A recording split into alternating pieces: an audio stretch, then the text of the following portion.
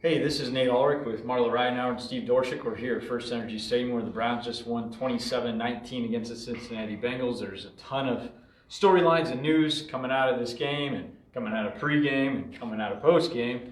We're here to kind of have three takeaways, one from each of us. Marla, you want to start? What's on your mind?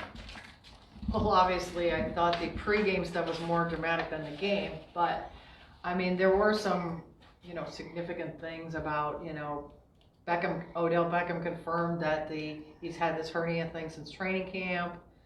Doesn't know if it needs surgery yet, that kind of thing. Then, also the Jay Glazer report, he wouldn't get into that, and neither would Jarvis Landry, about whether he really has been telling people he wants to leave.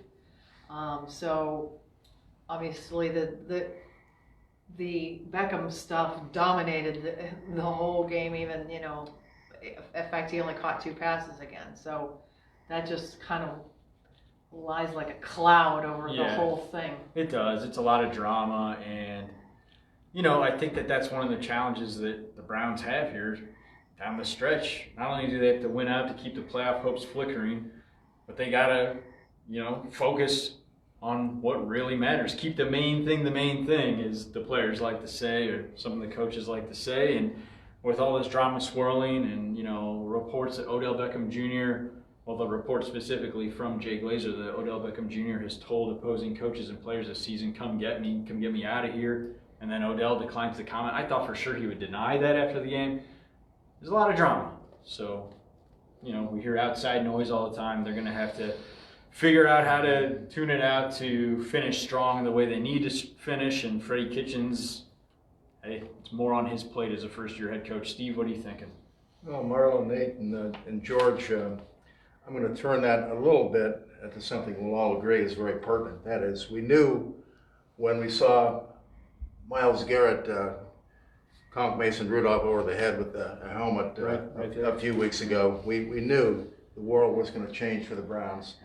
And now we've played 3 games since that happened. And each one of them has had a different aura kind of over top it. And unfortunately for the Browns, the best of those auras was the first game.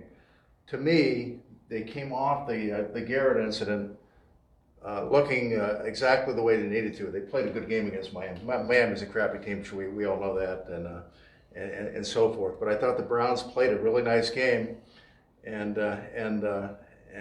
kind of set themselves in a position where they might have some momentum coming off of that. So that was number one. They responded to the Garrett incident by playing a good game. And then they played a terrible game at Pittsburgh last week, and that erased the whole thing. And to me, to even begin to get back to where they were after they beat Miami, they needed to not only win today, I mean, everybody can accept and agree what a disaster a loss would have been against the Bengals today. They needed to not only win, but they needed to look good doing it. They did not look good doing it. So that's a third different outcome in the post-Garrett era. And it's left, from walking down outside, as I always do, and remembering back to when they beat Baltimore, and everybody was just jazzed. Yeah. I mean, when I was walking down a few weeks ago on the outer ramps, the din was like a beautiful noise that I'm sure you could hear halfway out to the boats on Lake Erie. But today, walking down there, it was just so quiet, and people were so subdued.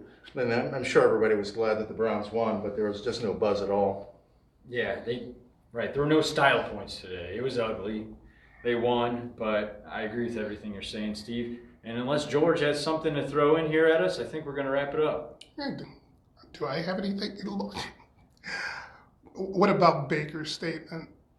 Okay, yeah, good call, George. We were talking about before you hit record. I was shocked that Baker Mayfield threw the medical staff of the Browns under the bus.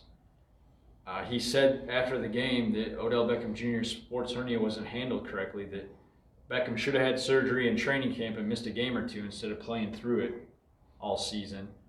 I just, we hear these players all the time say, I'm not a doctor.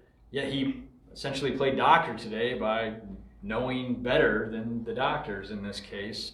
I don't know. You guys, you've been at it a long time. Steve, I think you said you've never heard anything No, quite I like this. I haven't heard anything quite like that. Marla made a good point that Colt McCoy's dad threw a lot of people under the bus when Colt got knocked around by, who was it, Joey James- Porter? James Harrison. Harrison. Excuse me. Yeah. At Pittsburgh, and Concussion. nothing like this, but